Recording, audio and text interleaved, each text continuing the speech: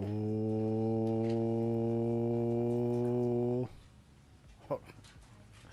Oh. Oh. I gotta get TikTok live.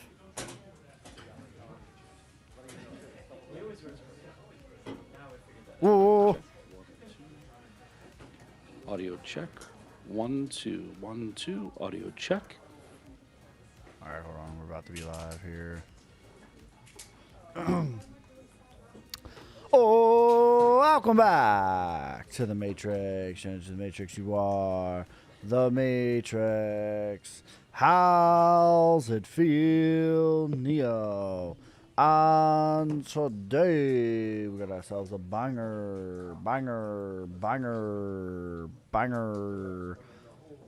daily market news analysis. We're about to be live streaming the FOMC here. Actually, I need to pull my chat over here. One sec. Where are we? Here we go. Times FOMC. So they already made their decision. 25 basis points cut. Oh my God.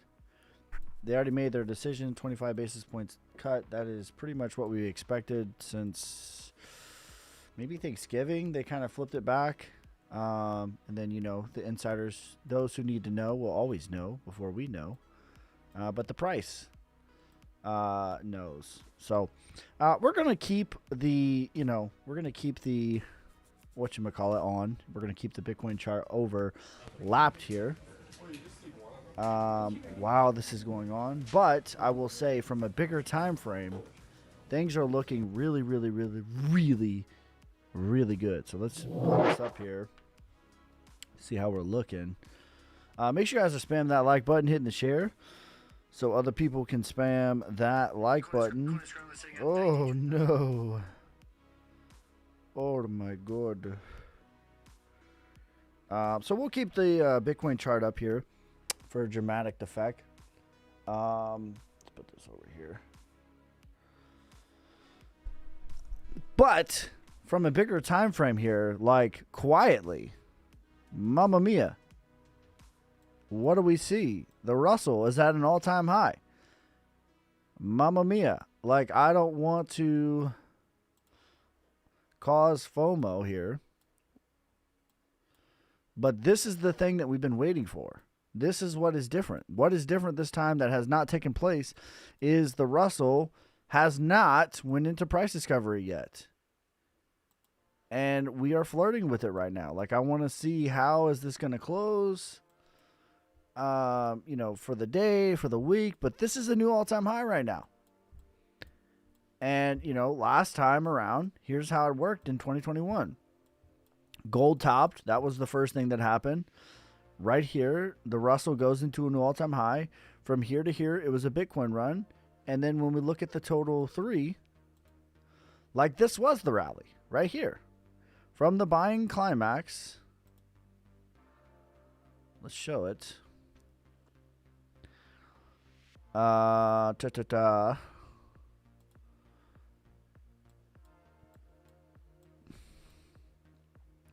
the buying climax of the Russell. So the Russell goes into all-time high. What do you see about the total 3? Completely dead when we go into an all-time high. Let's line it up perfectly here. Completely dead. Then from all-time high to buying climax, there was a little rally in the total 3. But the rally was from buying climax until UTAD. You can see when I scroll over top, overlay, that is the rally. That was the entire rally. And so what do we see right now? Right now, the Russell is flirting with making a new. This is a new all-time high. So we'll see where it closes. We'll see if it goes into price discovery or not. Now, I expect there's going to be lots of volatility today. There's going to be some rubbernecking, baby. That's my philosophy. Like, all that's going to be happening today. Trading the Fed is a dangerous game, and there's lots of shorts are going to get liquidated, longs are going to get liquidated, but we're going to see what the real move is probably on Friday into Monday. And I suspect it's going to be a continuation, especially right here. Mamma mia. Bitcoin dominance looking super weak. Flirting with putting in a lower low. Again, the Russell is at an all-time high. So we'll keep this on here. We'll see when my man wants to speak here. We'll keep monitoring this. But yeah, this is this is big. So Bitcoin's put in multiple higher highs, multiple higher lows at this point. We had the highest volume day since April over here. What does that tell me? That tells me there's real smoke to this fire that is the rally. What is the rally? To me, it's a minimum to 100K. I've been saying that since 80K, that Bitcoin's going to rally minimum to 100K and Ethereum's going to rally minimum to 3,500, which I've been saying that since 2,500. Here we are at 3,400. Okay, so I still think that that's going to be true, that Ethereum's going to rally at least to 3,500. Bitcoin's going to rally to at least to 100K. And then we're going to see what is the Russell going to do. So here's how it's going to play out, in my opinion. If the Russell gets rejected and then puts in a lower low, that's the bear case. That's accumulation. Bitcoin will probably find itself around 73K. If we break out and then put in a higher low, I don't think it's going to be that bad. It'd just be a higher low for Bitcoin, a higher low for Ethereum. And then once Ethereum gets in, or the Russell finally gets into price discovery, that's when things are going to really heat up and go. If that happens, that's when things would go bananas. So we're right here. We're at an all-time high right now. We need to get into price discovery, which is like 270. You know, it's a ways away. But that would be when things start to really get crazy. So we'll keep an eye on Mr. JPZ over here. We'll put this like so, because he should be talking here any minute now. And I'll put Bitcoin on like the 1 minute just for fun, but like realistically, like the momentum here is looking really good. Continuing to cut rates, even though, like, bro, like, you want to know how this is, like, we know it's manipulation.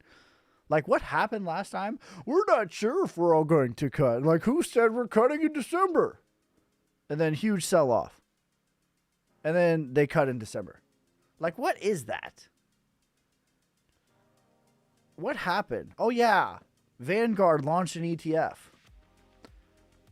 You can buy Bitcoin on Vanguard now. Oh, right. So they needed to buy it lower. Okay, got it. Like, just stop with the nonsensory here. The foolishness. Do not piss on me and tell me it's raining.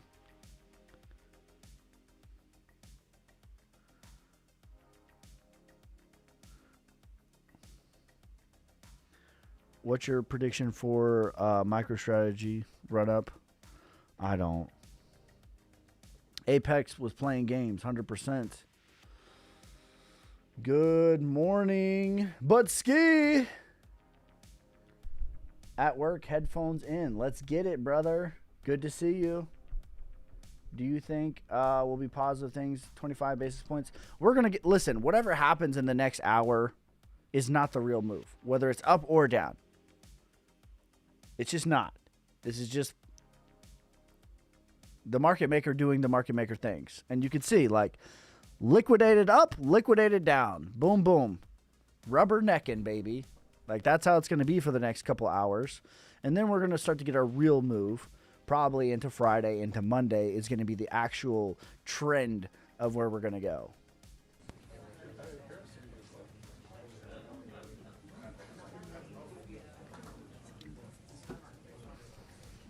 New account, Ski. This has been my main account since July. Since my my other one got banned. I got that one back, but it's still broken. So this is the main one I post on. 25 basis points already priced in. Yes, and the thing that is different though, like officially quantitative tightening is done. That is official.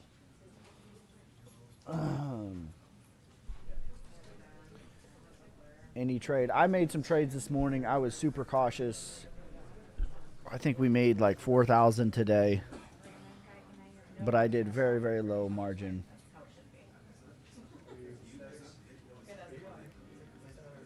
Very, very low margin today. I was very conservative. Fed is hawkish. We'll see.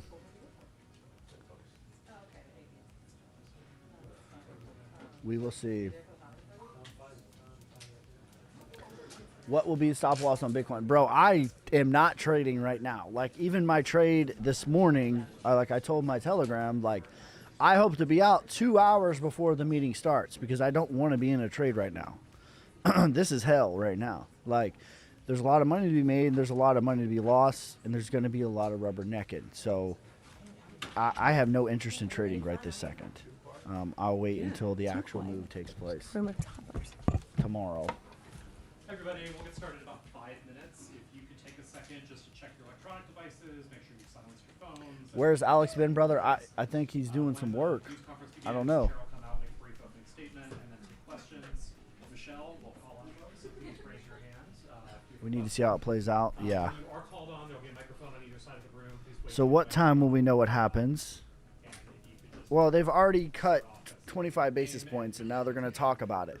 But, like, I need to remind you guys, because I live streamed this last time, too. So what happened last time? Like, Jerome Powell came out here and lied straight through his teeth and said, well, who said we're cutting in December? Who said that? I didn't say that. And the market got really bearish. The market came down, and then boom, Vanguard launches their ETF. And then now it's priced in that we're cutting again. So you take it for what he says for a grain of salt. We'll see. Like, maybe he's hawkish. Like, I just do this for fun, to be honest with you guys. But, like, that's what he said last time.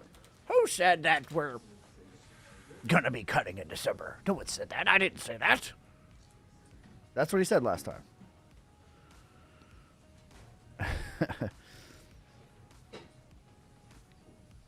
What does my gut think? My gut thinks that the Russell is the real leader here, not Jerome Powell.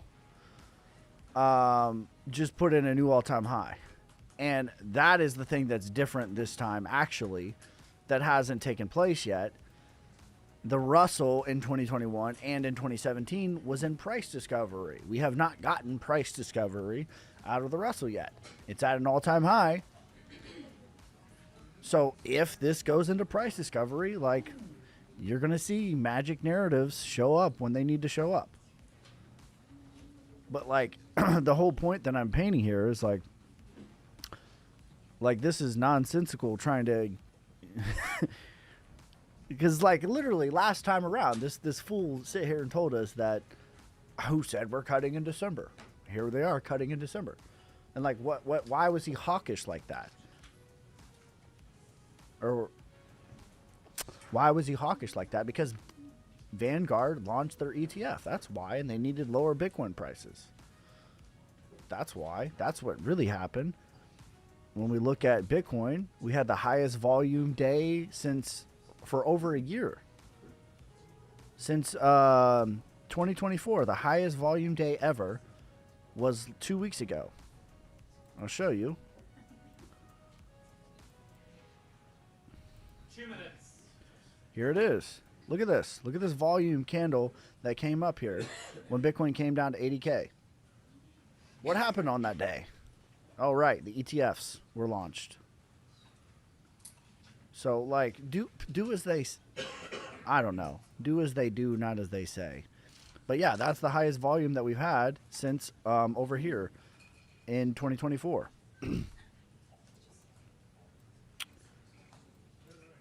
So why did we need a market dump? Because of this right here. This was a launch that needed to take place by Vanguard. They needed lower Bitcoin prices. Who said that we're cutting in December? No one, I didn't say that.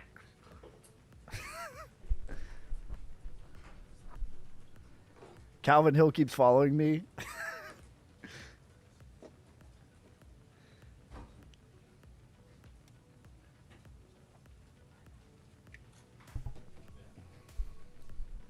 What do you think the market goes from here? 100K. 3,500 for Ethereum, 100K for Bitcoin, and then we're going to see what the Russell's doing. Is it end of QT? Yes. All I'm saying is, like, listen, I don't believe a word this man says. That's what I'm saying. I've seen that too many times. Like, it doesn't matter what he says. It does not matter what he says. Literally, last time he sat here and lied right through his teeth and told us that they didn't know if they were cutting in December. Like, okay, bro. Here we are, cutting in December.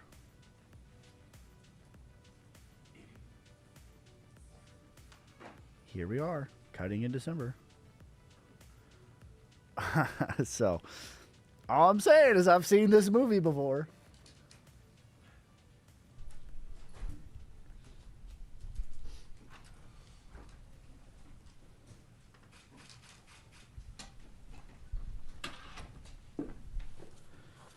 All right, let's switch to the 1 minute.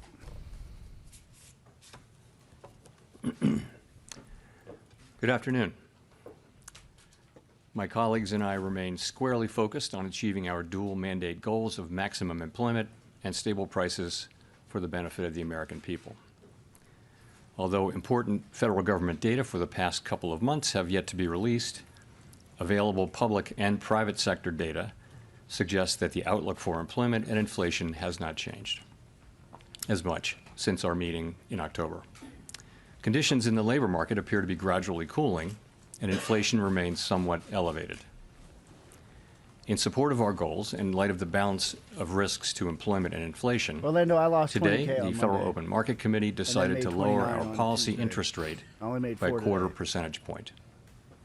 As a separate matter, we also decided to initiate purchases of shorter-term Treasury securities solely for the purpose of maintaining an ample supply of reserves over time, thus supporting effective control of our policy rate. I will have more to say about monetary policy and its implementation after briefly reviewing economic developments. Although some key government data have yet to be released, available indicators suggest that economic activity has been expanding at a moderate pace. Consumer spending appears to have remained solid, and business fixed investment has continued to expand. In contrast, activity in the housing sector remains weak. The temporary shutdown of the federal government has likely weighed on economic activity in the current quarter, but these effects should be mostly offset by higher growth next quarter, reflecting the reopening. In our summary of economic projections, the median participant projects that real GDP will rise 1.7% this year and 2.3% next year, somewhat stronger than projected in September.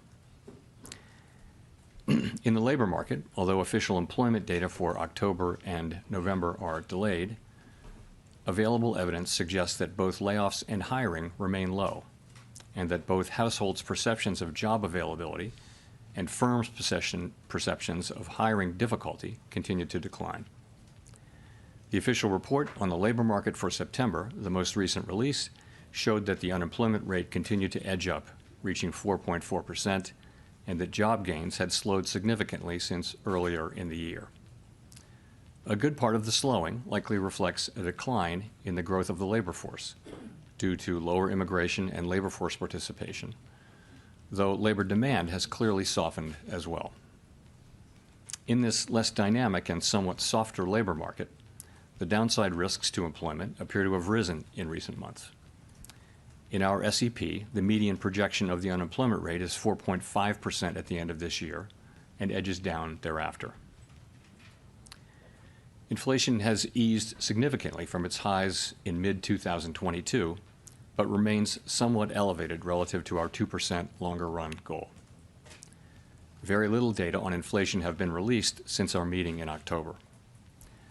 Total PCE prices rose 2.8% over the 12 months ending in September, and excluding the volatile food and energy categories, core PCE prices also rose 2.8%.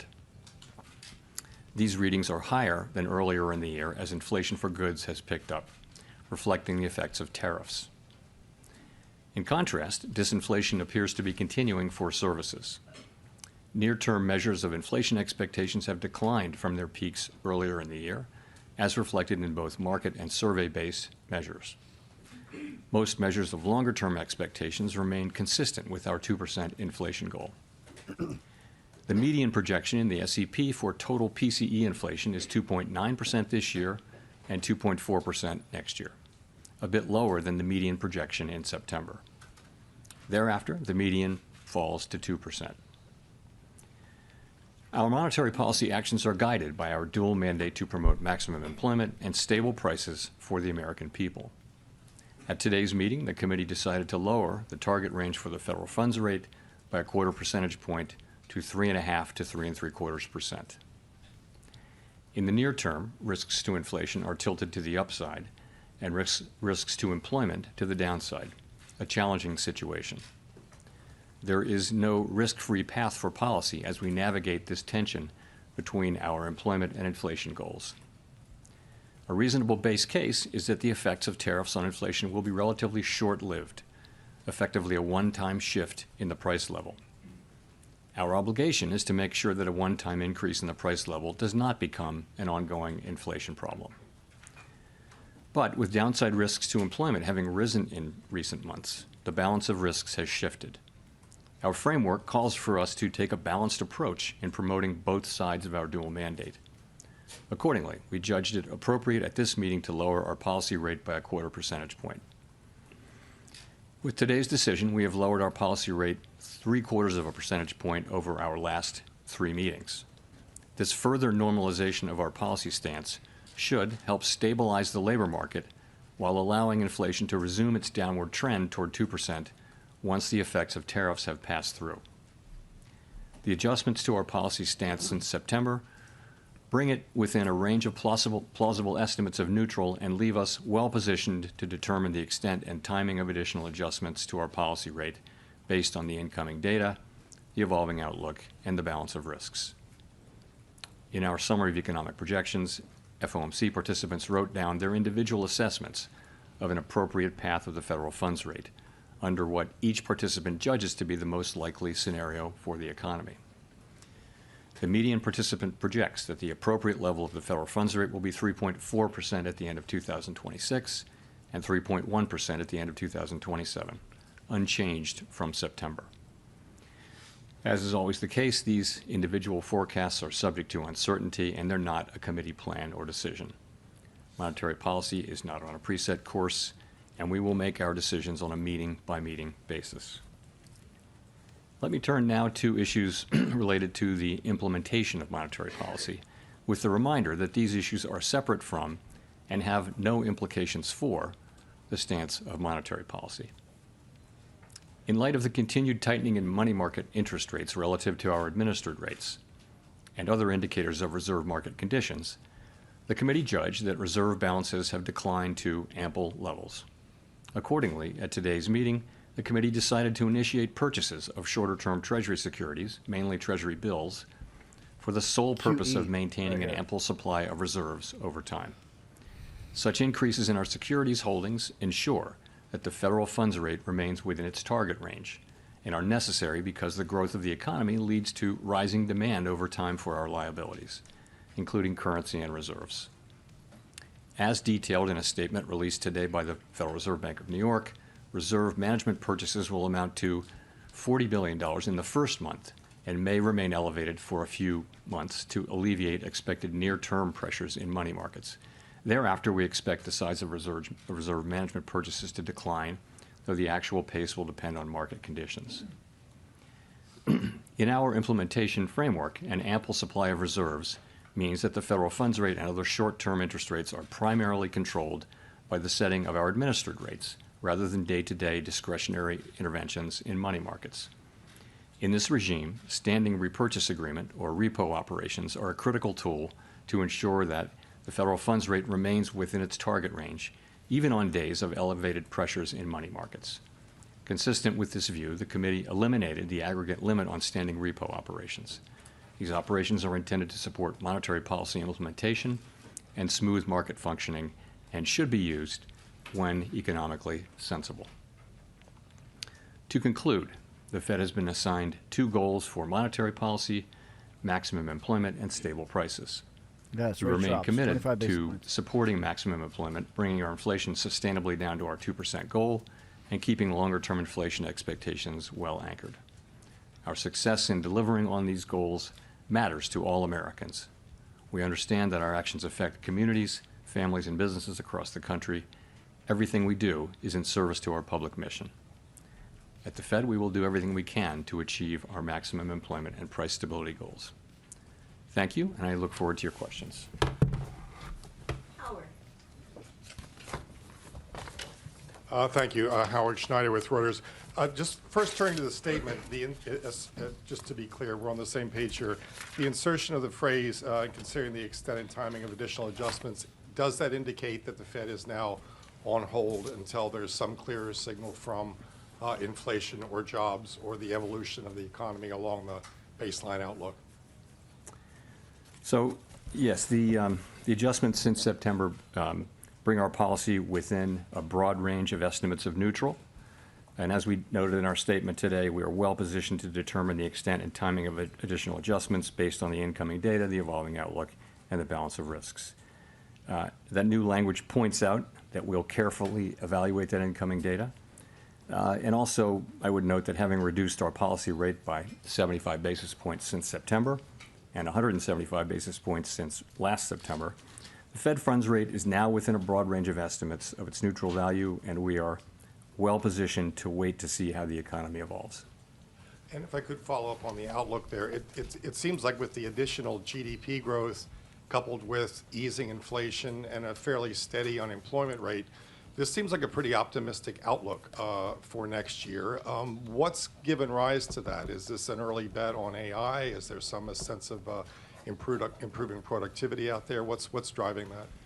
So a number of things are driving what's happening in the forecast. And I would say if you look broadly at outside forecasts, you do see a pickup in growth in many of those now too. So it is it's partly that consumer spending has held up. It's been resilient, and it to another degree it is that AI spending on data centers and related to AI has been holding up business investment. So overall, the baseline expectation for next year is, at least at the Fed, and I think with outside forecasters too, is a pickup in growth from today's relatively low level of 1.7%. I mentioned that the SEP median is 1.7 for this year growth and 2.3 for next year. You actually, some of that is due to the shutdown. So you can take 0.2 out of 2026 and put it in 2025. So it would really be 1.9 and 2.1. But overall, yes, for a few reasons, fiscal policy is going to be supportive, and as I mentioned, AI spending will continue. The consumer continues to spend, so it looks like the baseline would be solid growth next year. Steve. Thank you, Mr. Chairman, for taking our questions here. You had previously described rate cuts in terms of a risk management framework, and kind of following up on what Howard was asking, is the risk management phase of rate cuts over here, and have you taken out sufficient insurance, I guess, against potential weakness in terms of the data we might get next week when it comes to employment?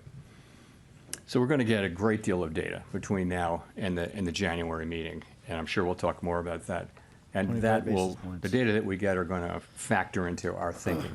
But yes, we have, if you go back, we held our policy rate at 5.4% for more than a year because inflation was high, very high, and unemployment and the labor market was really solid at that point. Can't hear me? So what happened is over last summer of 24, inflation came down, and the labor market began to show real signs of weakness. And so we decided, as our framework tells us to do, that when the risks to the two goals become more equal, you should move from a stance that favors really dealing with one of them, in that case inflation, to a more balanced, more neutral setting. And so we did that. We did some cutting, and then we paused for a while to work our way through what was happening in the middle of the year. And then we resumed cuts in September, and we've cut now 3. We've now cut a total of 175 basis points. And as I mentioned, we feel like where we're positioned now we're well positioned to wait and see how the economy evolves from here. If I could just follow up on the SEP, you have a whole lot of a big increase in the growth numbers, but not a big decline in the unemployment numbers. And is that an AI factor in there? What is going on in terms of the dynamic of you get more growth, but you don't get a whole lot of decline in unemployment? Thank you, sir. So the implication is obviously higher productivity. And some of that may be AI. It just also 25 I think, basis point cut, David. productivity has just been almost structurally higher for several years now. So if you start thinking of it as 2% per year, you can sustain higher growth without more job creation. Of course, higher productivity is also what enables incomes to rise over long periods of time. So it's basically a good thing. But that's certainly the implication.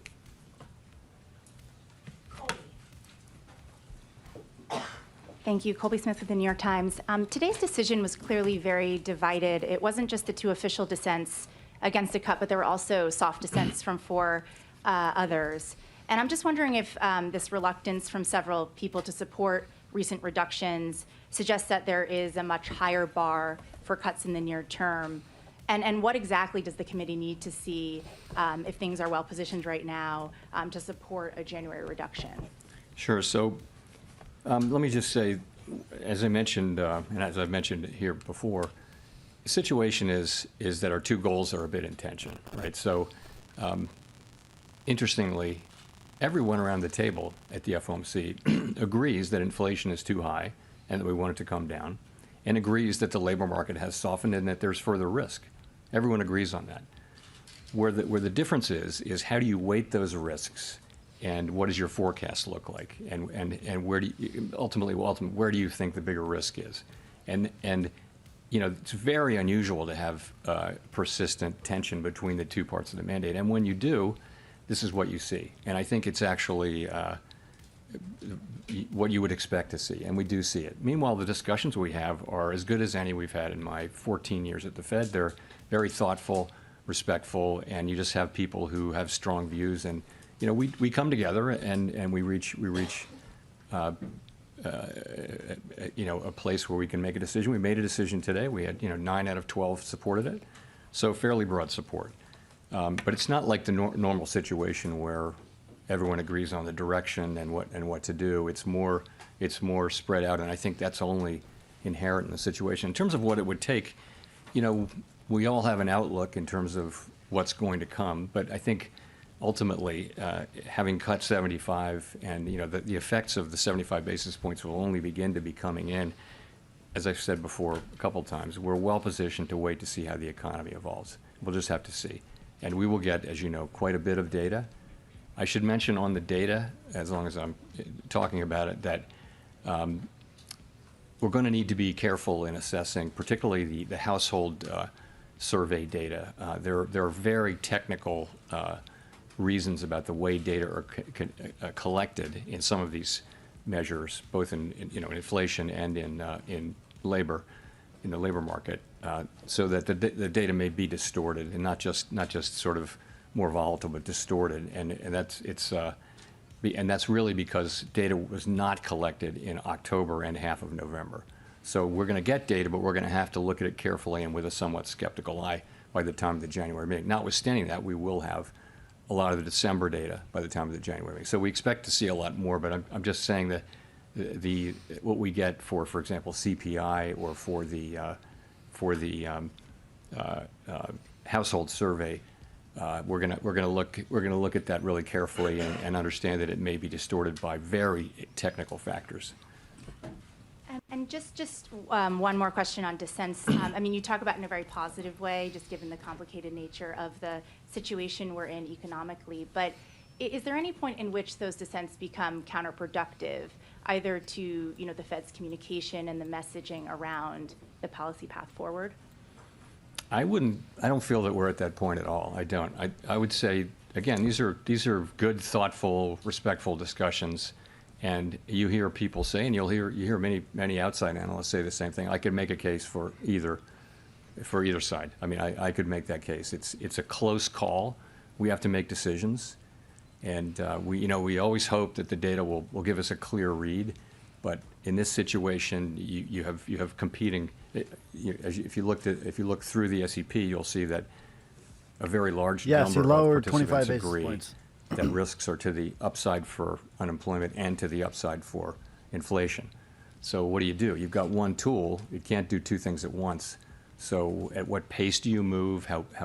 What size moves do you make, and that kind of thing? And what's the timing of them? It's a very challenging situation. I think we're in a good place to, as I mentioned, to wait and see how the economy evolves. Nick.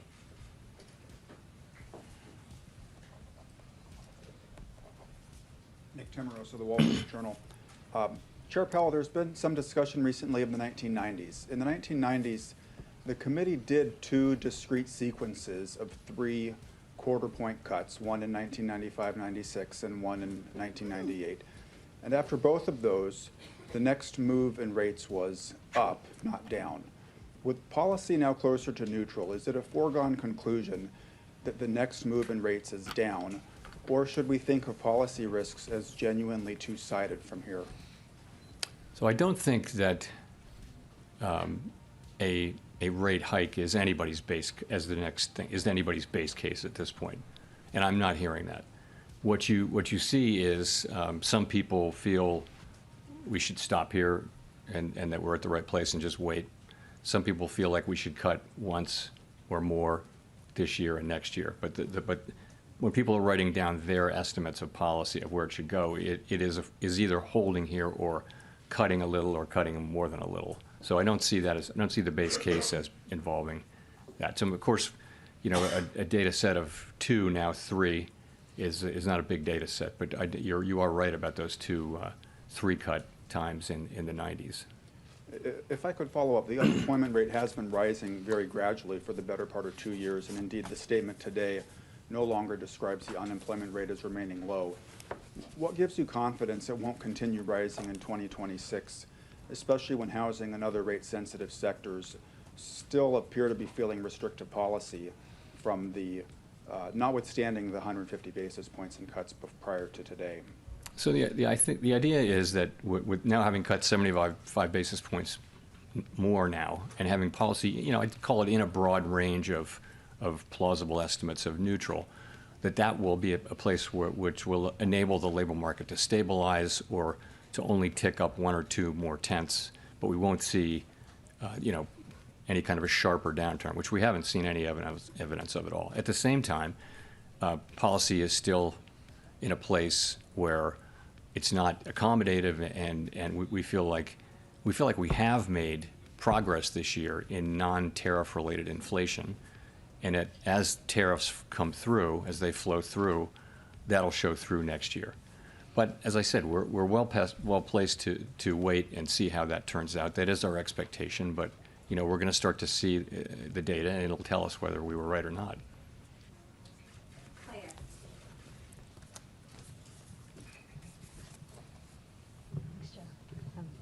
Claire Jones, Financial Times. A lot of people interpreted your comments at the October meeting that when there's a foggy situation, we slow down, to mean that there wouldn't be a cut now, there'd be a cut in January instead. So it'd be good to get a sense of why did the committee decide to move today rather than to move in January instead? Thank you. Right. So in October, I said somebody give Jerome Powell a hat and mustache of moving, and that was indeed correct. I said it's possible you could think about it that way, but I was careful to say other people could look at it differently. So why did we move today? Yes, I would this is say live stream, point to a couple things. First of all, gradual cooling in the labor market has continued. Unemployment is now up 0.3 from June through September. Payroll jobs averaging 40,000 per month since April. We think there's an overstatement in these numbers by about 60,000, so that would be negative 20,000 per month. And also, just to point out one other thing, surveys of households and businesses both show declining supply and demand for workers. So I think you can say that the labor market has continued to cool gradually, maybe just a touch more gradually than we thought. In terms of inflation, it's come in a touch lower, and I think the evidence is kind of growing that what's happening here is services inflation coming down, and that's offset by increases in goods, and that goods inflation is entirely in sectors where there are tariffs. So that does build on the story, and so far it's only a story, that this is that the goods inflation, which is really the source of the excess at this point, almost more than half the source of the excess inflation is goods, is tariffs. And you've got to say then, so what do we expect from tariffs? And I would say that is to some extent down to looking for broader economic, heat. Do we see a hot economy? Do we see Thanks for giving Jerome constraints? Do Powell we a hat and see mustache. what's going on with wages? Appreciate you it. saw the ECI report today. It doesn't feel like a hot economy that wants to generate, Phillips curve kind of inflation. So we look at all those things, and we say that this was a decision to make. Obviously, it wasn't unanimous, but overall, that was the judgment that we made, and that's the action we took. Just on the ample reserves point, how concerned were people around the table about some of the tensions we've seen in money markets? Thank you. I wouldn't say concerned. So what really happened is this. Balance sheet shrinkage, sometimes called QT, went on. We had a framework in place for monitoring it, and nothing happened. The overnight reverse repo facility went down pretty much close to zero. And then beginning in September, the federal funds rate started to tick up within the range, right? And it ticked up almost all the way to interest-only reserve balances. There's nothing wrong with that. What that's telling you is that we're actually in an ample reserves regime. So, we knew this was going to come. When it finally did come, it came a little quicker. Alex than has been expected, busy with we were Christmas, but we should be absolutely back there on soon to take the actions that we said we would take. So, and those actions are today. So, we announced that we're resuming reserve management purchases. That is completely separate from monetary policy. It's just we need to keep an ample supply of reserves out there. Why so big? The answer to that is, I agree. If you The look Russell ahead, does look like it's ready to you'll break see out. that April 15th is coming up, and our framework is such that we want to have ample reserves even at times when reserves are at a low level temporarily. So that's what happens on tax day. People pay a lot of money to the government, reserves drop sharply and temporarily. So this seasonal buildup that we'll see in the next few months was going to happen anyway. It was going to happen because April 15th is April 15th. There's also a secular ongoing growth. Does of the the cut help balance sheet. mortgage rates? We Yes, have but to it's keep not like reserves, tomorrow. It'll probably be like 2 call weeks it from now. constant You'll see a as drop. as it relates to the banking system or to the whole economy. And that alone calls for us to increase about $20–25 billion per month. So that's a small part. That's going on. It's also happening in the context of a temporary The Russell 2000 few-month looks like a breakout. front loading to get reserves high enough to get through the tax period in mid-April. So that's what's happening there. Andrew. Thanks, Mr. Chairman. This is the last post-FOMC press conference before an important Supreme Court hearing next month. Can you talk about how you're hoping the Supreme Court will rule? And I'm just curious why the Fed's been so reticent on such a pivotal matter. It's not something I want to address here, Andrew. We're not legal commentators. It's before the courts, and we think we don't think that we help matters by trying to engage as a public discussant of that. I'll give you a mulligan though. No, thanks. I don't know if that means I get 3 questions, but No, just one more. I guess I wanted to come back to the 1990s question, and like, do you see that as a useful model for thinking about what is happening in the economy right now? I don't think it rises to that level. So I did think that in 2019, where we cut 3 times, but this is such a unique situation. It's not the 1970s, let's put it that way, but we do have tension between our 2 goals. And so that's just unique in my time at the Fed, and I think going back a long ways, we haven't had that. In our framework, as you know, says that when that's the case, then we try to take a balanced approach to the 2 things, and we look at how far they are and how long it would take to get them back to each of them back to the goal. And that's a very subjective analysis, really.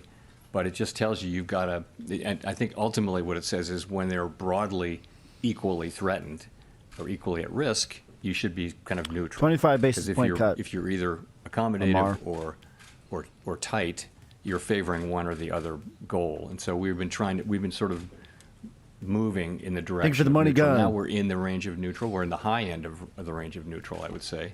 And that's what we're doing now. It so happened that we've cut 3 times. That we haven't made any decision about January, but as I've said, we think we're well positioned to wait and see how the economy performs.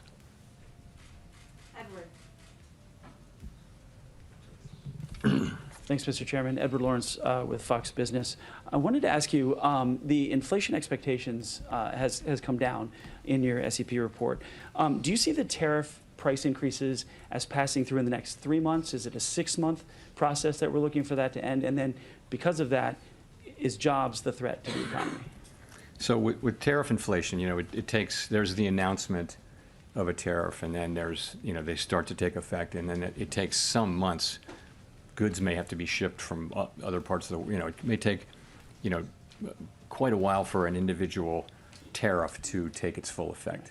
But once it's had that effect, then the question is, isn't that just a one-time price increase? So we actually look at it, all of the announcements and what you get from all that. You see sort of for each one of them, there's a time period, and then it's fully in.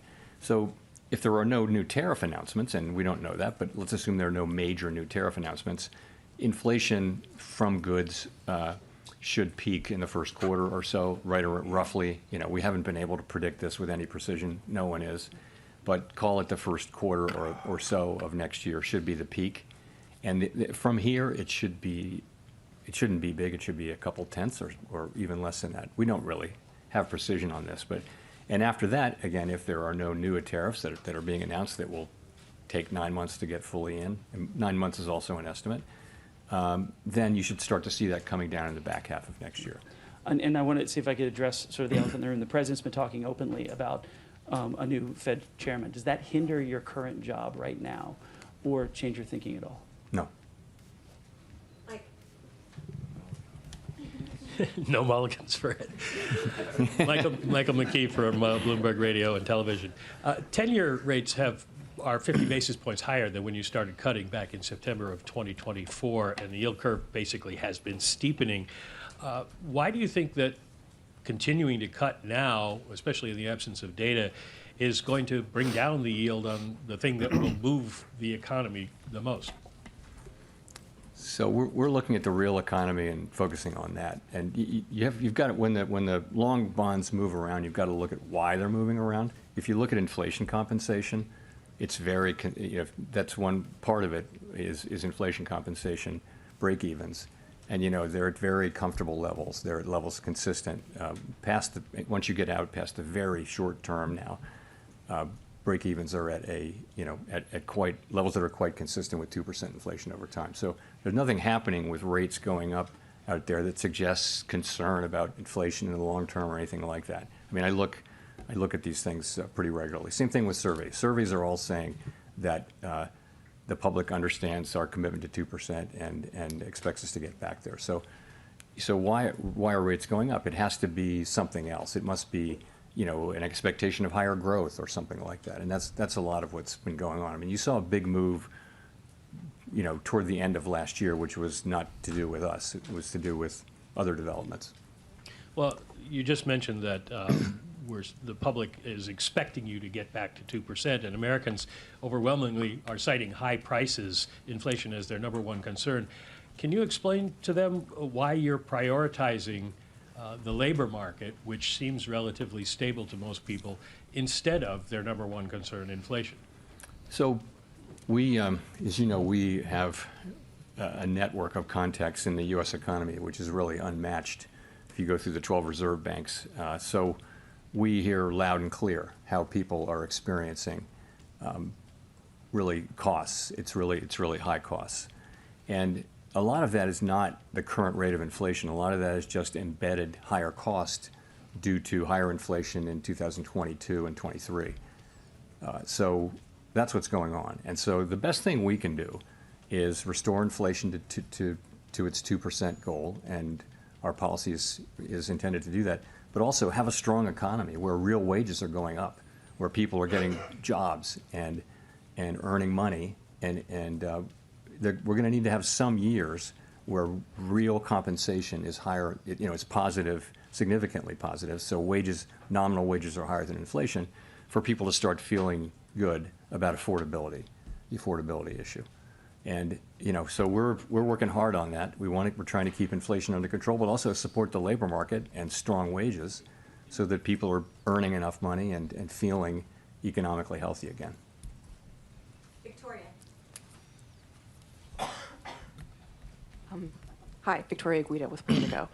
Just to follow up on that, I mean, this is now the third time that you've cut this year and inflation is around 3%. So is the message that you're sort of trying to send with that you're okay with where inflation is for now, as long as people understand that at some point you still want to get back to 2% because inflation is relatively stable where it is? Everyone should understand, and the surveys show that they do, that we're committed to 2% inflation, and we will deliver 2% inflation. But it's a complicated, unusual, difficult situation where the labor market is also under pressure, where job creation may actually be negative. Now, supply of workers has also gone way down, so the unemployment rate hasn't moved that much. But it's a labor market that seems to have significant downside risks. People care a lot about that. That's their jobs. That's their ability, if they get laid off or if they're entering the labor force, to find work. So that's really important to people. The story with inflation, and we're well aware that this is a story at this point, is that if you get away from tariffs, inflation is in the low 2s, right? So it's really tariffs that's causing most of the inflation overshoot. And we do think of those as likely to, in the current situation, as likely to be a one-time price increase. Our job is to make sure that it is, and we will do that job. But right now, you've got this difficult balance, and there are risks to both sides. There's no risk-free path. If it was just inflation and the labor market was just really strong, and then rates would be higher, as they were for more than a year. We didn't have to worry about inflation. Sorry, about the labor market, because the labor market unemployment was very low. If you remember, when inflation was very high, there was a labor shortage, so we could focus entirely on inflation. Now it's different. We actually have risks to both, and I think we're doing the best we can for people. They also care about their jobs. They do care about affordability. And the best thing we can do there is both to support economic activity, but also, make sure that when tariff inflation goes down and disappears, inflation lands around 2%. Elizabeth. Thanks so much, Elizabeth Schulze with ABC News. Just to follow up, you keep talking about job growth being negative. Why do you think job growth is so much worse than some of the official data? Why do you think job growth is, to follow up on your comments about job growth, why is it so much worse than the official data is suggesting? Oh, well, we know, I think it's DXY is free falling. I don't think this is particularly controversial. It's very difficult to estimate job growth in real time. They don't count everybody. They have a survey. And there's been something of a systematic overcount. Russell is ripping. And so we expected, and they correct it twice a year. So the last time they corrected it, we thought the correction would be 800,000 or 900,000. I won't get the numbers exactly right. And that was exactly what happened. So we think that has persisted. And so there's an overcount in the payroll job numbers, we think, continuing. And it will be corrected. I don't have the exact month in my head right now, but and that's just, I think forecasters generally understand that. So, and we think it's about 60,000 a month, so 40,000 jobs could be negative 20. And, that could be wrong by 10 or 20 in either direction. But in any case, but the thing is, that's job creation in a way, that's demand. Labor supply has also come down quite sharply. So, if you had a world where there's just no growth in workers, and you really don't need a lot of jobs to have full employment, some people argue that's what we're looking at. But I think a world where job creation is negative, I just think we need to watch that situation very carefully and be in a position where we're not, pushing down on job creation with our policy. When we're talking about supply, we have seen major American employers like Amazon cite AI in job cuts. How much right now are you factoring in AI into the current weakness in the job market? So it's probably part of the story. It's not a big part of the story yet. We don't know whether it will be. Someone give Jay Peasy a hat and mustache. For example, if you look at, you can't miss the big announcements of layoffs and also companies saying that they're not going to hire anybody for a long time, and they cite AI. That's all clearly happening. At the same time, people are not filing for unemployment insurance. And since job creation, job finding rates are extremely low, if there were big numbers of layoffs, you'd expect the continuing claims to go up, and you expect new claims to go up. It really haven't much, so it's a little bit curious. Longer term, though, the question is, what are we going to see here? And we don't know, but it's it may be that in past technology, really significant technology innovation eras, you have seen some jobs destroyed and other jobs made. Ultimately, what's happened for a couple hundred years is when you get through all that, you have higher productivity and you have new jobs, and there are enough jobs for people. This may be different. It's every time we have a wave of technology, we think, oh, this could put a lot of people out of work. What are they going to do? In the past, there's always been more work and higher productivity, and incomes have risen. What will happen here, we're going to have to see. But right now is such early days. We don't think we see much. It's certainly not showing up in layoffs yet. Thank you, Chair. Enda Curran, Bloomberg News. Given the breadth of views on the policy committee, why is there such a division of views between the policy what? On the committee? Thank you. Why is there such a division of views between the presidents and the board members? It's not so stark as that. The views are more varied in each group as well. There's some of that, but I would say they're also governors and they're people on both sides in both groups. I wouldn't put too much in that. Okay, and just to follow up, please, given your growth upgrade, how would you factor in, or what would be the economic impact if the Supreme Court is to strike down the tariffs that they're currently hearing, please, in terms of growth and inflation? Thank you. I really don't know. It would depend. It would depend on a whole bunch of things we don't know. So I can't really help you there. Christine.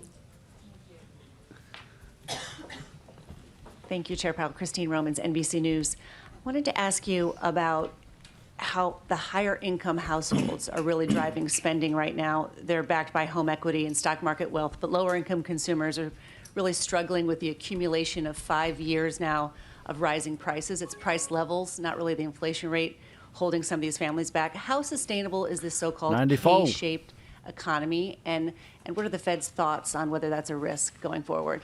So we do, through our vast network of contacts and just through our observation of what's going on in the economy, we hear about this a lot.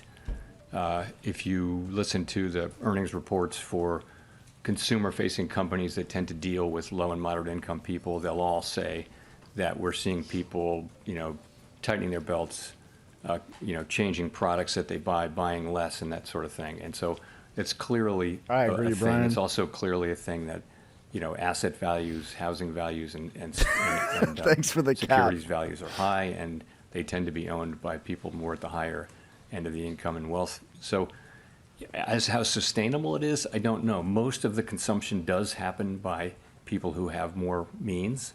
I think the top third accounts for way more than a third of the consumption, for example. So it's a good question how sustainable that is. The best we can do is to have a price stability and a strong labor market. 256 on the Russell. Holy shit! For example, what we saw at the end of the the very, very long expansion that ended with the outbreak of the pandemic, we saw that it was 10 years and 8 months or 34.20. The call that I had this morning has hit 34.20. The largest part of the obviously I took profit before then.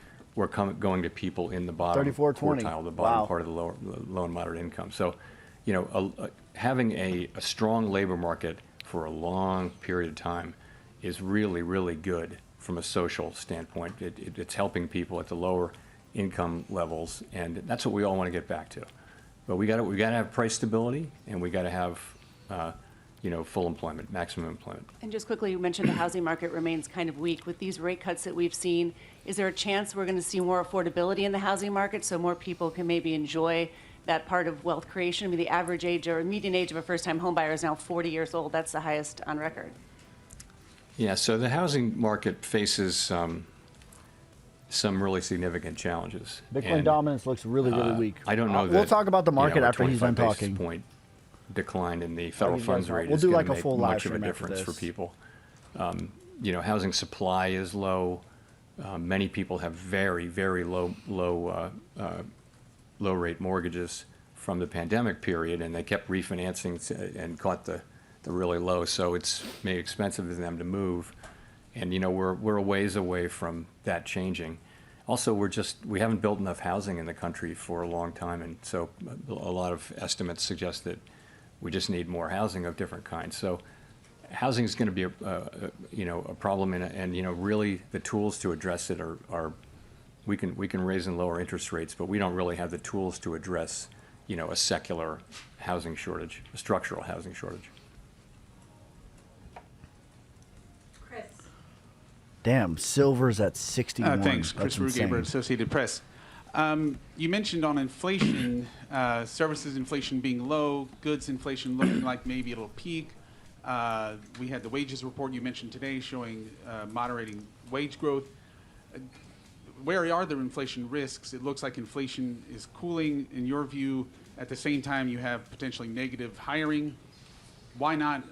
Why aren't we hearing more? Feels about like a trap. More cuts. In I this mean, environment? listen, there's no real moves today. Well, I said think that. the risk like maybe this is inflation the real pretty move, clear to see, and but that is, I think it's hard to judge it until we Friday or see, Monday. Actually, I said that before higher the live inflation. stream. And as I mentioned, most of the inflation over target is from goods, and we estimate, we expect, most of us, that inflation will be a one-time price increase and then come down.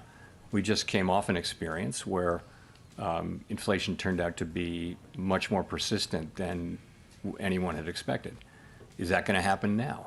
So that's the risk. The risk is either that tariff inflation just turns out to be more and more persistent, maybe because companies who are now holding back from passing through the tariffs will just keep doing that. So you'll see. Yeah, this is just noise. Yeah, I think the other I've been possibility saying since is 80K that I less think that we're likely, going to and that is 100K, just and I think that's what's going to as happen. the labor market gets tight, It's not or going to the be a economy straight gets line tight, there. and you see, I mean, maybe, just who knows? traditional inflation. I don't see that as. I don't particularly predict it to be likely, a straight but, line.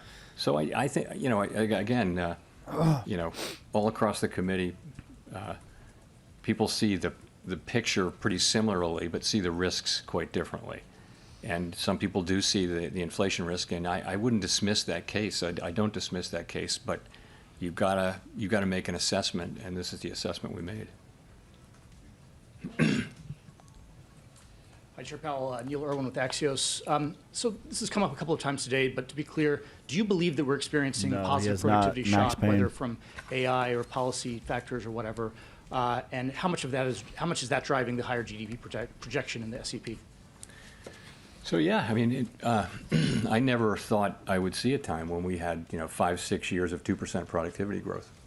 This is higher. This is definitely higher, and it was before it could be attributed to AI. I also think if you look at what AI can do, and if you use it in your personal life, as I imagine many of us have, you can see the prospects for productivity. I think it makes people who use it more productive.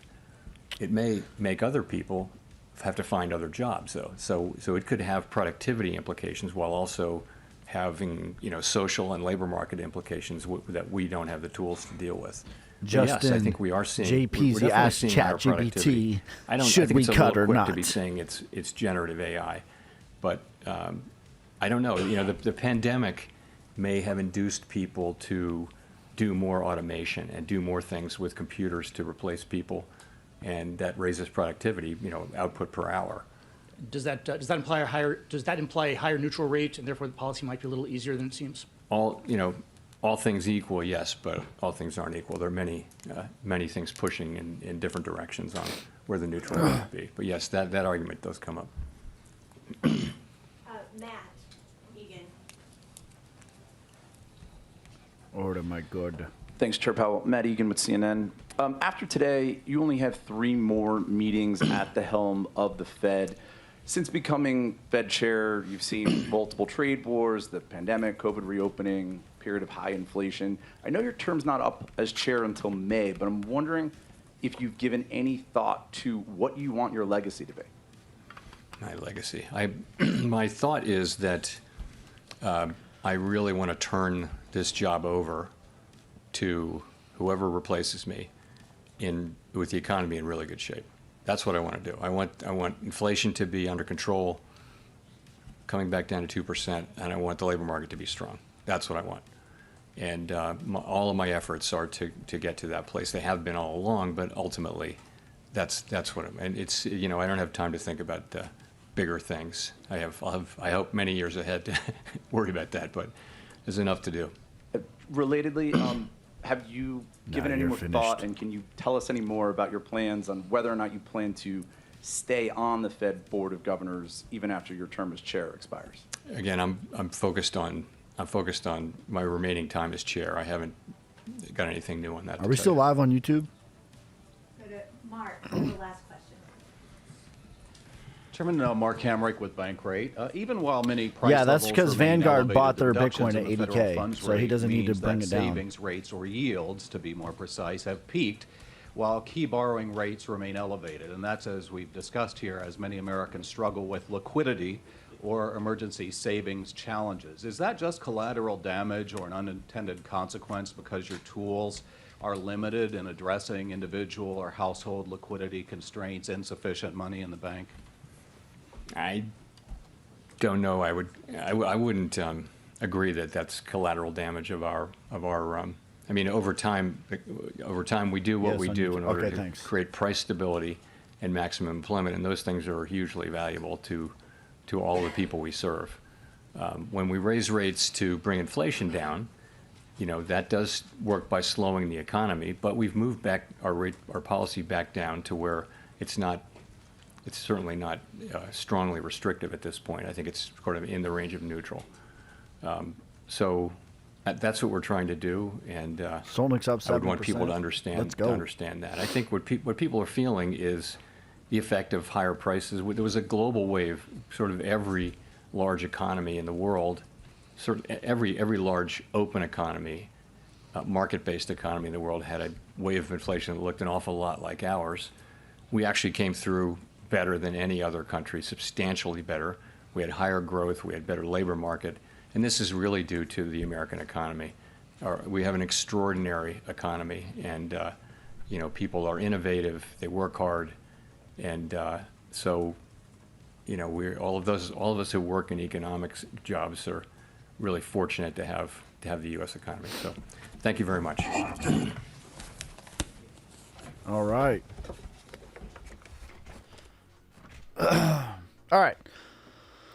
So let's pause this, and then I'll give you guys my thoughts on the actual market here. And just want to address real quick some baseless allegations from what's his nuts over there. Who said that? It was Orlando, I think. Yeah, Orlando says I'm always in profit. And that's not true. So we'll just show this real quick, and then I'll give you guys my thoughts on the market. Here you go. Here's what I made this week. Here you go. I lost 20K on Monday, 19K on Monday. So there you go. Tuesday we made 25K. Today we made 4K. So there you go. No, I'm not always in profit. I lost money on Monday. There you go. All right, let's talk about what is actually happening in the market here, what we've been talking about for a while. Let's go to the 5 hour. So we've had now higher highs, higher lows for Bitcoin multiple times now, and we're going to be battling the 200. This is going to be a battle at 95K. Make no mistake about it. But the bigger thing is the Russell. I want to see how this daily is going to close, how the weekly is going to close. This is big. The Russell is the puzzle. That is the puzzle. That is the puzzle, okay? What is different this time that did not take place in 2021 and in 2017, excuse me, the Russell 2000 was in price discovery and distribution in both 2021 and in 2017. This is officially an all-time high now. So this isn't price discovery yet, but here's where it was at. So basically what happened in 2021, oversimplification, very zoomed out, gold topped. I think that gold has topped. Then the next thing that happened was the Russell breaks out into a new all-time high. That is happening right now. We'll see if it's a real move or if it's a bear trap. It could be, or a bull trap, excuse me. It could be a bull trap, but let's see if it's a real move. I think confirmation is getting above about 265. That would be a real price discovery. What could easily happen as well is something like this, because I have right here the C19 crash, how it played. Okay? It's basically playing exactly the same way. So what could happen is we make a slight new all-time high and then come down and make a higher low. 20, 40, something like that. All that would be fine before then actually going into price discovery. Okay? If this is price discovery, during the price discovery, Bitcoin was running. The altcoins were not. Okay? The altcoins were absolutely not. I will just show the total 3 real quick. But all my eyes are going to be locked and loaded on the Russell 2000. Here's why. On the top is the Russell 2000. On the bottom is the total 3. And what you will see is, here's the all-time high. I have it circled on the bottom. Here's the moment that the Russell made an all-time high. What do you notice about the total 3? Dead, bro. Dead, bro. Dead, bro. Bear market lows. Dead, bro. Dead, dead, dead. Nothing. Bear market lows when the Russell made a new all-time high in 2021. Then from all-time high till the buying climax, there was a rally out of the total 3, but nothing spectacular. From the buying climax and through all of the distribution, that was the rally. Look at the absolute top of the Russell. Look at the buying climax. That was the whole rally. The whole rally was during the distribution after price discovery. Now, I'm not predicting that the Russell goes into price discovery and distribution. But what I'm saying is there's only 2 options when you're at all-time highs. Either it is a bear trap, or excuse me, a bull trap, or it is a real breakout. Confirmation is about 265. What could easily happen, though, is rolling over, putting in a higher low, just like it did over here, because it's following the C19 crash almost perfectly. Almost perfectly.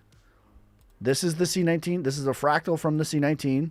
This is the C19 crash. And it's following it almost perfectly. So what could easily happen is another higher low. But we'll see. This might be a real move.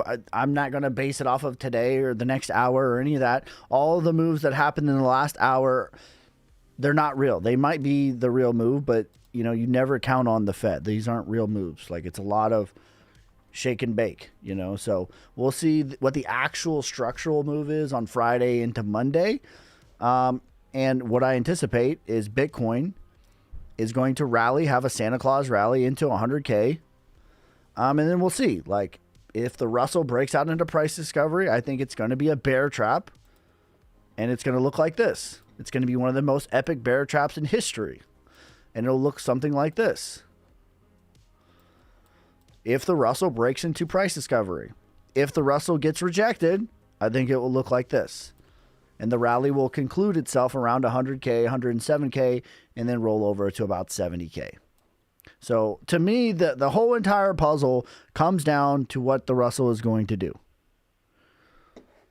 Nothing about like how nonsensical what Jerome Powell says and what it actually means. I need to remind you guys, last time this man spoke, if you guys want to talk about manipulation, market manipulation, last time this man spoke, he said, lied straight to our face and told us, who said in December that we're cutting? I didn't say that.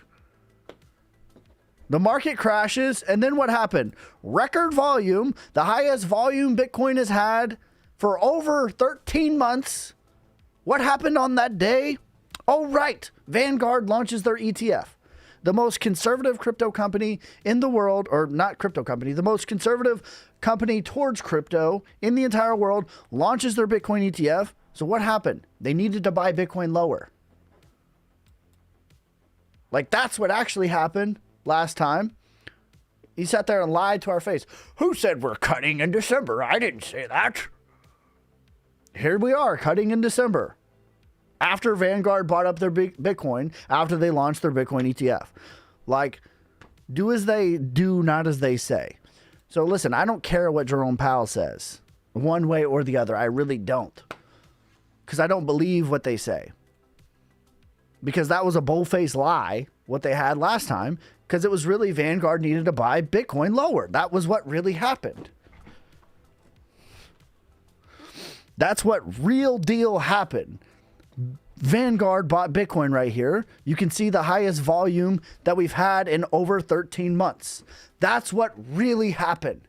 And when you see the highest volume in 13 months, that tells you there is real smoke to the fire that is this rally. Does it mean all-time high? We'll see, but it means it's a rally. It means there's a rally happening.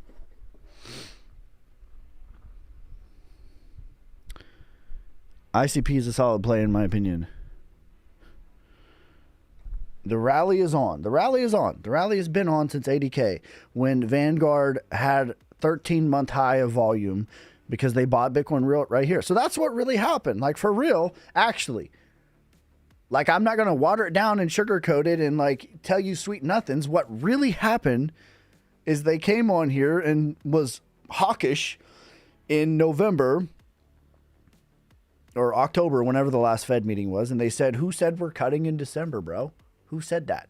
Verbatim, word for word, JPZ out of his mouth said, who said we're cutting in December? I didn't say that. And then the market dumped. And then we got rate cuts in December after Vanguard bought their Bitcoin for their Bitcoin ETF. That's what really happened. Okay, these are the events that took place. Now, it doesn't mean new all-time high. It doesn't mean any of that. It's going to be determined upon the Russell 2000. That is the one. This is at an all-time high right now. And we'll see, is it going to roll over and put in a higher low? It's pretty neutral. It's at 67 on the daily on the RSI. This has got some room to breathe. The 5 hour, it's at 72. This is schmedium. Schmediumly hot. It has some room to go. So we'll see if it wants to break into price discovery or not. We're not going to be able to know today. We're not going to be able to know tomorrow. We're going to know on the weekly close what's happening.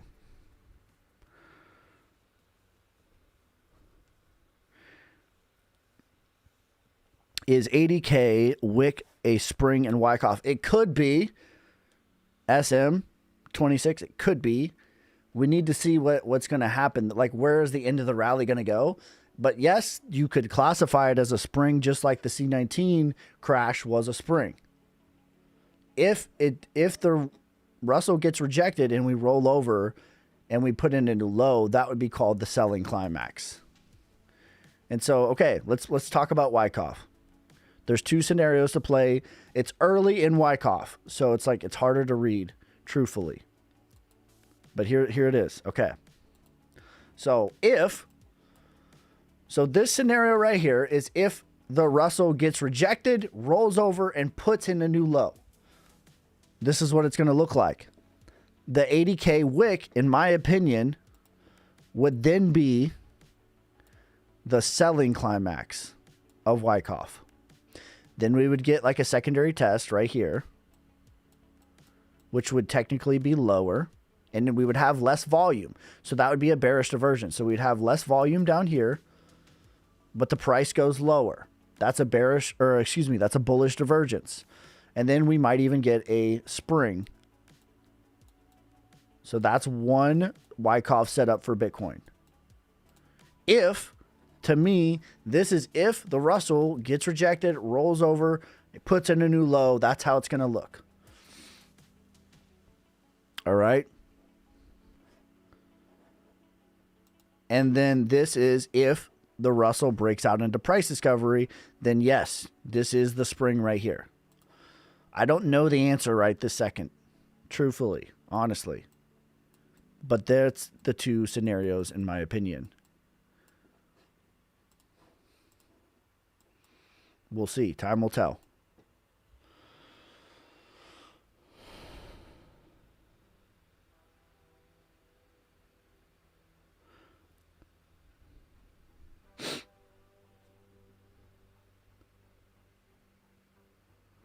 Mr. Anderson, what's up?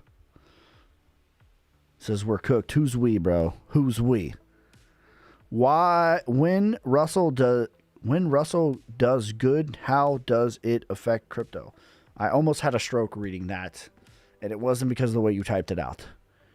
I don't know why, but I almost had a stroke reading that. When Russell does good, how does it affect crypto? Okay.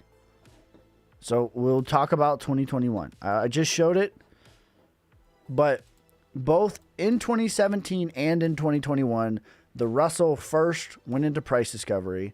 And I'll show you, like Bitcoin is the first one for sure, right? We know that about crypto. Bitcoin goes first, then the altcoins. And I will show, let's do 3 actually. Let's do 3 here. And let's make this one Bitcoin.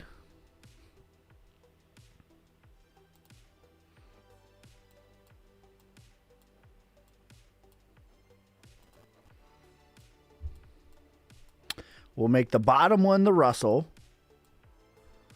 Excuse me. We'll make the top one the Russell, and we'll make the bottom one the total 3, which is going to represent altcoins. That's just a broad basket of altcoins, right? That's how we're going to represent things. Okay.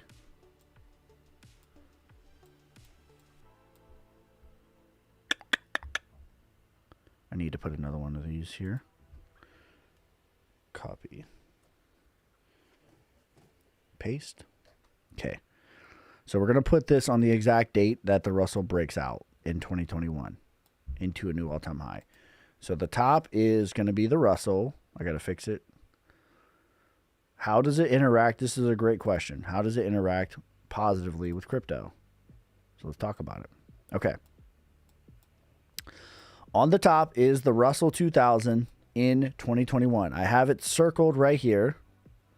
I'll put a little dot around it so you can see. But this is when it made a new all-time high, right here. Okay. And then we're going to put this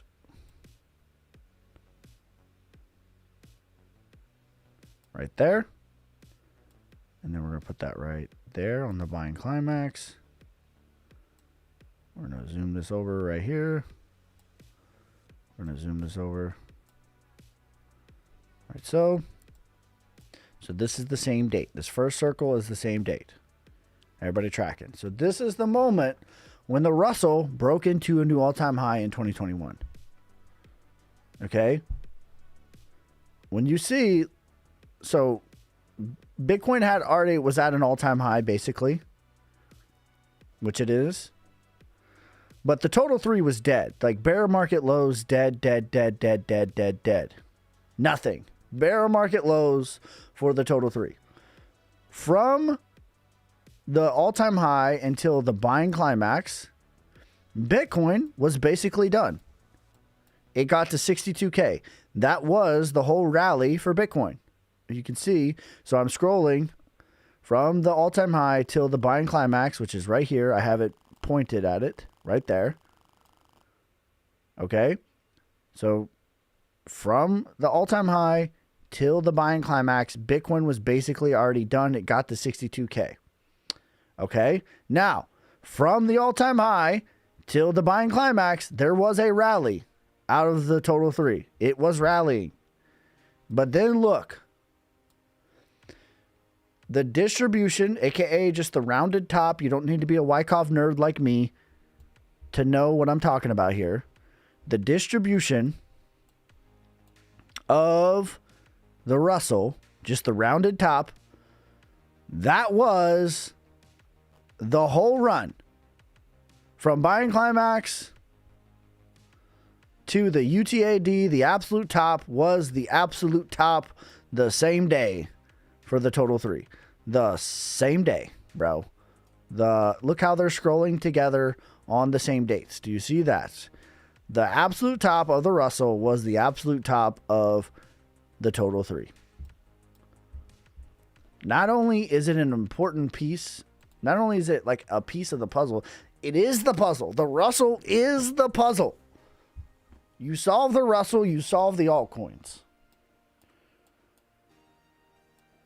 And so what has happened, what is different right now, today, 2025, that has not taken place in 2021 and in 2017? The Russell has not went into price discovery yet. That has not happened yet. It doesn't mean that it will happen, but that happened in 2017 and it happened in 2021. We will see how this closes today. We'll see how this closes this week. This is a new all-time high for the Russell 2000. Hopefully that makes sense.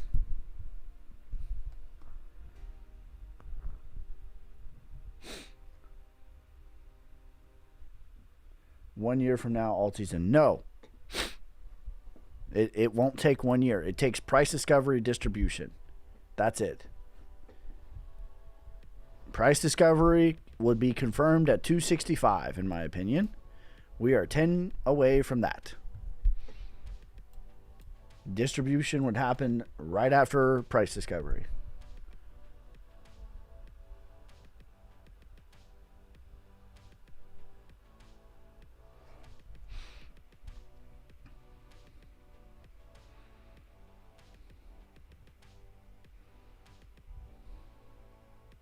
Thoughts on buying 700K VeChain at these prices? VeChain is one of the few altcoins I'm buying here. Are you a futures trader? Yes. Here is the week that I've had so far. I don't know if you can see it. I lost 10,000. I lost 19,000 on Monday. And then since Monday, I've made, I think I'm up 9,700 this week. There you go. So Monday was a bad day, but it's been a good week. It's been a good month.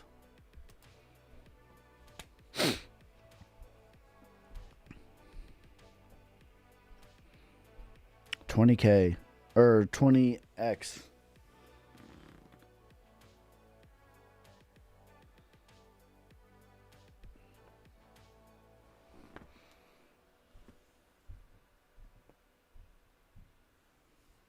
$20x is what I used. That's a lot. Okay, listen. Here's some general advice for you guys. Okay? When trading. Trading is dangerous. Okay? There are 3 different types of markets, and they have to be, listen, they have to be treated differently because they're different types of games. Okay? There's 3 different games in trading. There's the spot trading, which is the safest. That's just you buy and you sell. You buy some Bitcoin, you sell some Bitcoin. You buy some VeChain, you sell some VeChain. That's spot.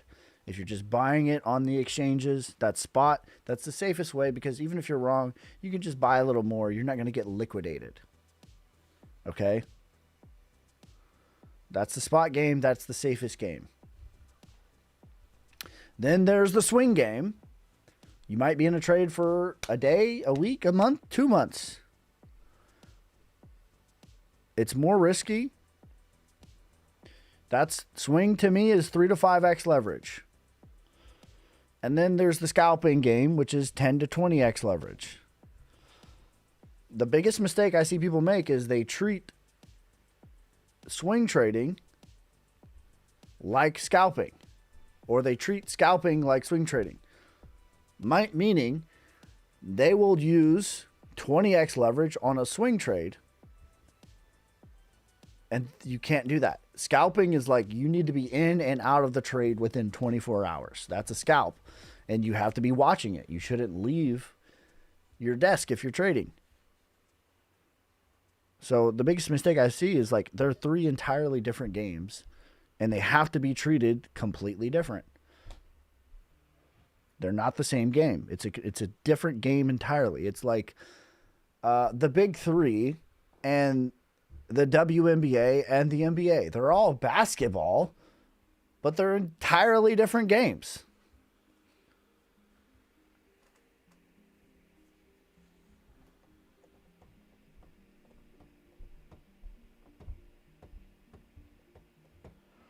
Okay, bro. He says only 1% of traders consistently successful and make $13K a year. You must be amazing. Look up the statistics.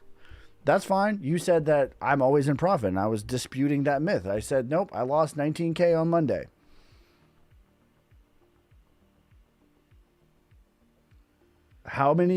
What percentage of traders have turned $10 into $9,000? Listen, I'm not the GOAT. I'm not any of that stuff, but I'm pretty damn consistent. I get things wrong. My beard is proof that I get things wrong. I'm accountable when I'm wrong. But you said, I'm always making money and I never lose. That's not true. I lost on Monday. Lost $19,000 on Monday.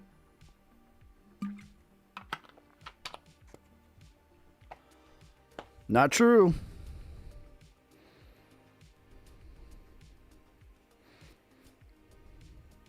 Where's the beard? I shaved it because I was wrong. How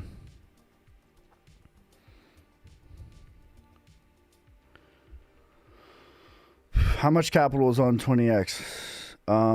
That was about 3% margin. Which trade did you lose? All my trades this week, or the last few weeks, have been Ethereum. Here you go. Here's my trades.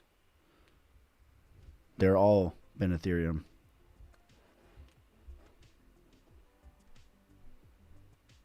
There you go.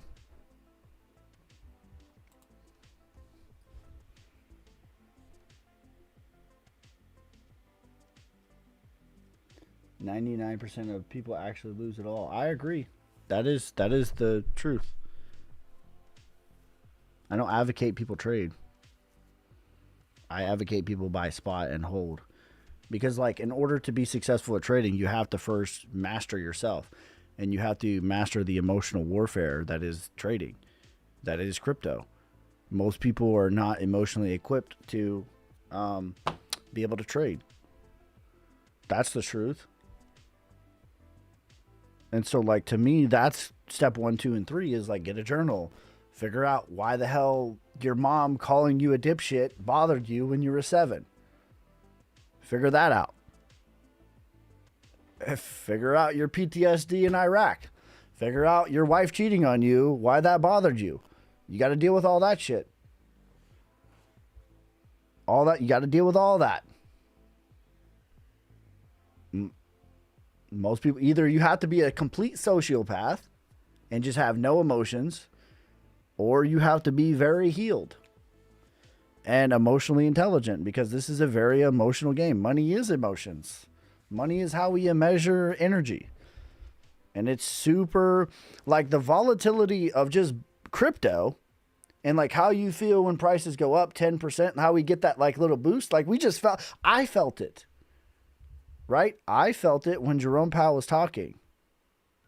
That little boost when we were up 5-10%, you feel that. Or when you're down, how you feel a little down. Okay, well, leverage trading, now multiply that by 20. That's what it is. And most people are not equipped to handle that. I think that most people can be equipped to handle it, but it's not an easy path. It's not like, oh, I learned this. I watched a YouTube video about trading patterns and, oh, head and shoulders. No, it doesn't work like that. Any strategy will work. It's the emotional intelligence part that's the thing.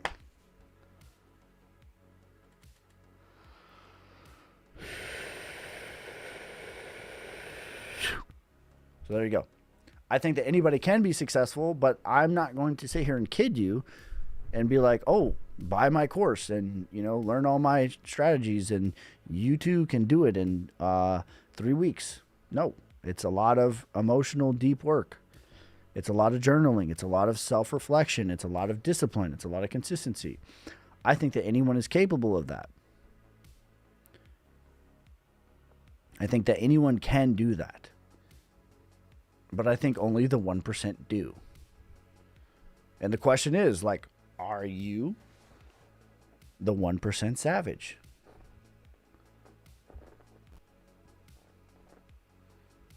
I don't know.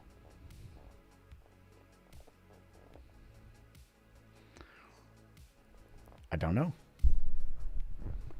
So anyways, that's my thoughts on trading. And 90+% of people should just buy spot. I think it's a fun game and anyone can learn the game. Anyone can do it, but being disciplined enough to do it, that's the thing. Being emotionally intelligent enough to do it, that's the thing. Being consistent enough, that's the thing. And I'm not sitting here selling you guys sweet nothings and telling you just buy this trading pattern my secret special formula. Nope. The secret special formula is you being consistent and disciplined and emotionally intelligent. That's the secret formula.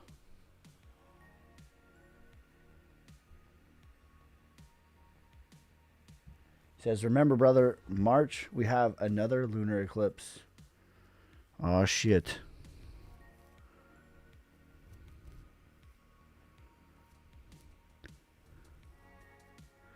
I can't find my leverage trading. They all tell me I'm not in the right area. Damn it, Butch. A VPN.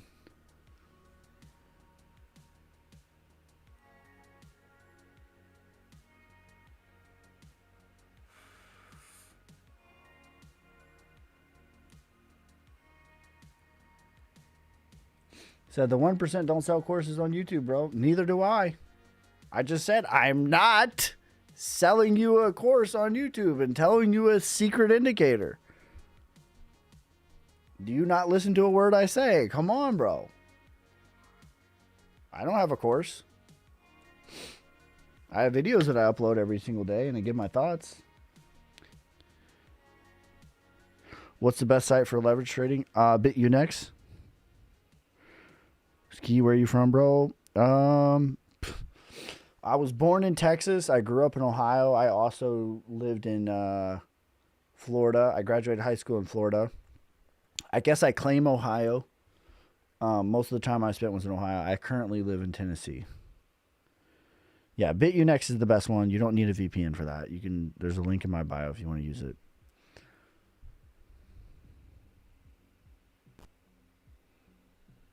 Says you're awesome, brother. Thank you. Appreciate you, brother.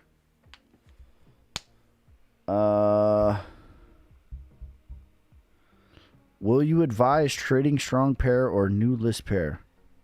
What are you asking me, Motivation? I just stick with Ethereum or Bitcoin or Solana. That's really all I trade. I've been trading Ethereum. I think it shouldn't be the sexy thing, honestly. That's when I get into trouble personally, is when I start trading a bunch of new stuff. It's do you fear the man who's practiced one kick 1,000 times, 10,000 times, or the man who's practiced 10,000 different kicks? Just practicing one kick again and again and again, I think that's the best thing to do. Just trading one pair again and again and again until you figure out how it interacts.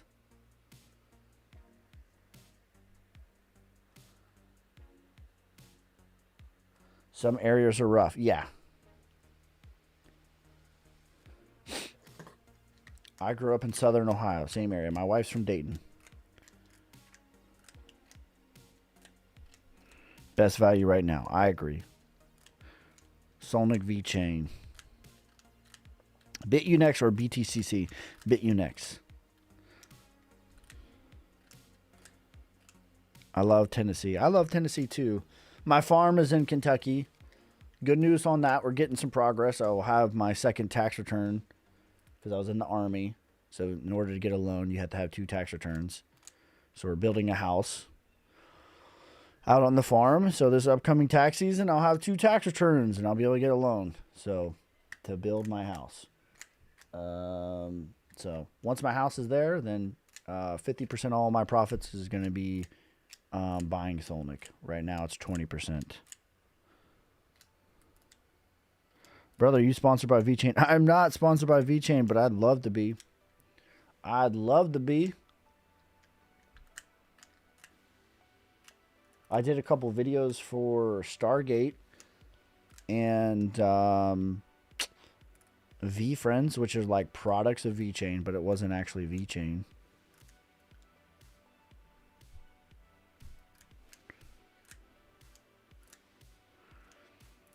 Not sure how long, but I noticed you can buy Solnic on Coinbase. On the actual exchange or like Coinbase wallet? Ski, sell the other house and put it all on VeChain and Solnic. Brother, I'm trying. I'm trying, Grandpa. The market, listen, the housing market is cold. I can tell you firsthand, the housing market is cold. So I'm going to take some equity and I'm just going to get a loan. That's what I'm going to do. And I'm going to keep this one as a rental. But listen, my house has been up for sale since August. Ain't nothing, bro. It's a cold market. It's a cold world out here. Were you sponsored to do those videos by VeChain? It was by Stargate, who is a product of VeChain's ecosystem, but it wasn't VeChain. But I agreed because I believe in VeChain. It's one of my favorite altcoins. Like, I don't just make videos about whatever. Listen, I'd be happy to be sponsored by VeChain. I love VeChain. VeChain is one of my favorite altcoins. I would happily be sponsored by VeChain. I'd wear a VeChain t-shirt every day. But I am not. I'm tired, Ski.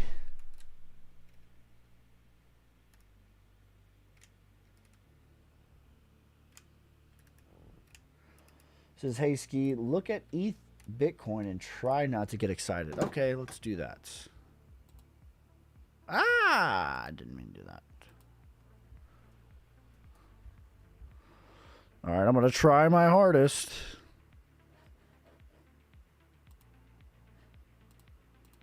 All right. Did I just screw up my thing here? I sure did. No, I did. Yes, I did. Deck on it. I didn't mean to do that. All right, we'll do one more.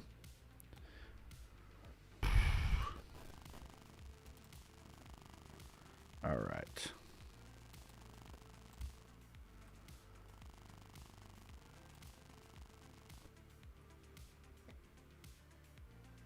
What in the world is going on, bro? All right. Let's clean this up a little bit.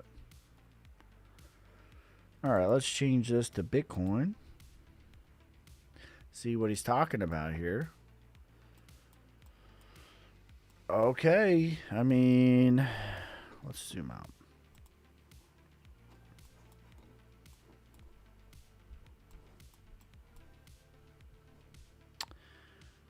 Yeah, that's, wow.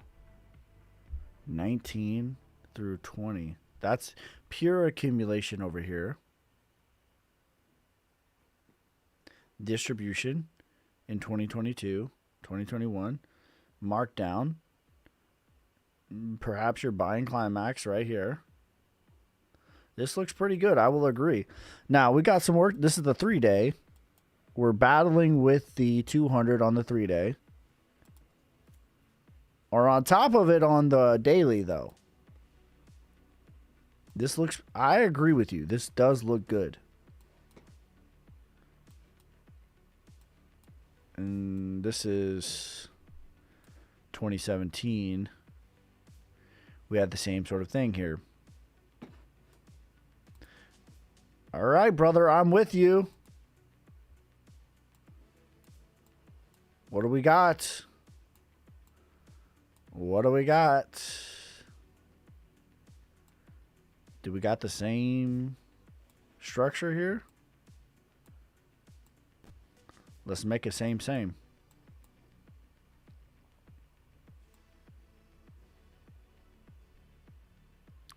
Ooh, Nelly. Oh boy. Oh boy.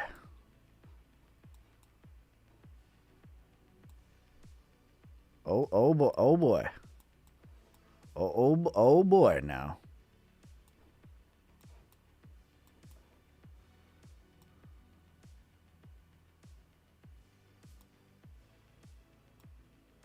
Oh boy.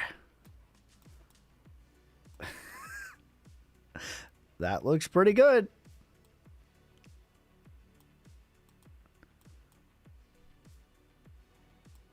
Looking pretty good. Oh boy. Oh boy. Oh boy. Don't get me started. Thank you for becoming a member for 12 months, you savage. But the cream will rise to the top, oh yeah. Okay. Tony, this is ETH measured in Bitcoin. And I just pulled this fractal. We'll see. Like, this isn't gospel, but the structure looks pretty similar here. Like, I do like the structure a lot. Like, there's a lot of the same characteristics here. We'll see, like, how accurate it is. Fractals aren't the most accurate thing. But I do think that they can show you some structure. But I just pulled the fractal from right here in the very beginning. And then you had your first kind of like, you know, if this is a quote V, like the markdown looks similar to me. So that's why I pulled it from there. I pulled this from right here. And so the web asked me, how do you pull a fractal? It's this indicator right here, bars pattern. You can click it. And then you just click, like, where do you want it to start from? And then where do you want it to end? So, like, let's say I want this. And then here's the rest of it. Off to Neverland. So that's how you do that. And then if you want to stretch it, you just click one of the dots. Up, down. Bring it around town. Bring it around town. So it's not the most accurate thing in the world. It's not gospel, but it's something.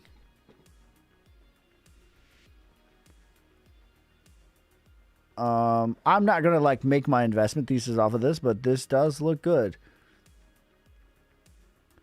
I'm not going to pretend like this doesn't look good here. Especially because we're above. So the big thing is we got to get above the 3-day 200 here. But we're already above the daily 200 already right now, presently. And so just like what we talked about earlier this morning, Tony, like this is in the process of flipping from, like this was bearish posture right here, 200 on top of the 100 on top of the 20 on top of the 50 on top of the 20. It's already started to flip bullish, and it's in the process of fully flipping bullish on the daily chart, which is way more powerful. Now, it's a lagging indicator, again, but it's way more powerful on the daily than it is on any other time frame.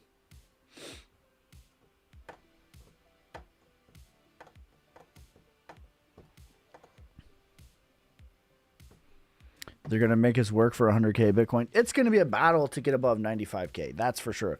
Because the same thing, Bitcoin is battling right now with the 5-hour 200 moving average. So this is going to be a battle. That was a battle. Who's that NASCAR guy who wrecks everybody? That was a battle.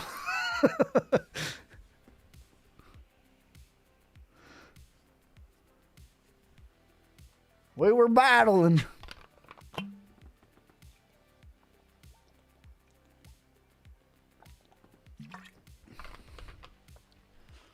Yeah, no, it's going to be a battle to get above 95K. listen, this is like Fed move. Like we already talked about it before the live stream. None of this move is real until like Monday. Then we're going to start to see like what is the actual move.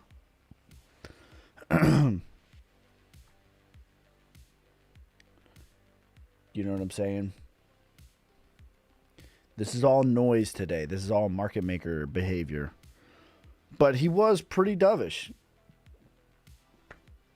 You know? So, we'll see.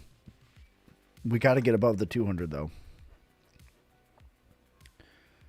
And again, like Bitcoin's in the process of flipping bullish. It's not there yet. It hasn't quite flipped fully. But we have a trend. This is higher low, higher low, higher high, higher high, higher high. So it's on the course. We'll see. All right, guys. That's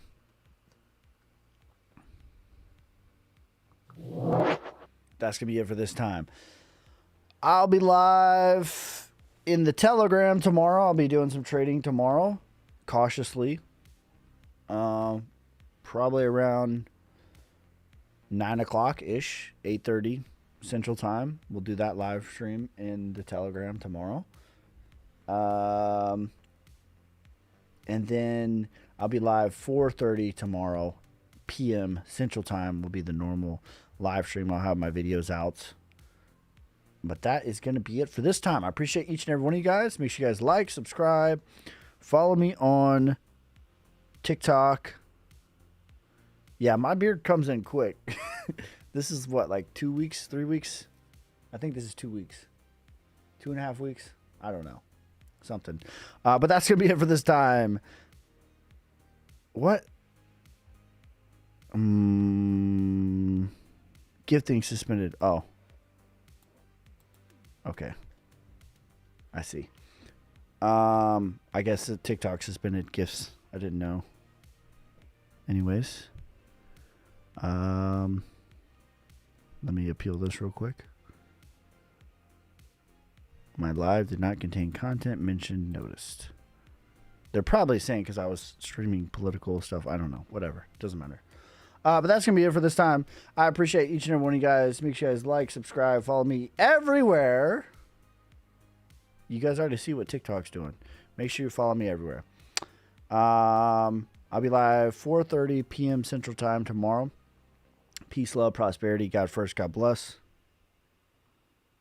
What's your Telegram? 2 NFTs get you lifetime access. Peace.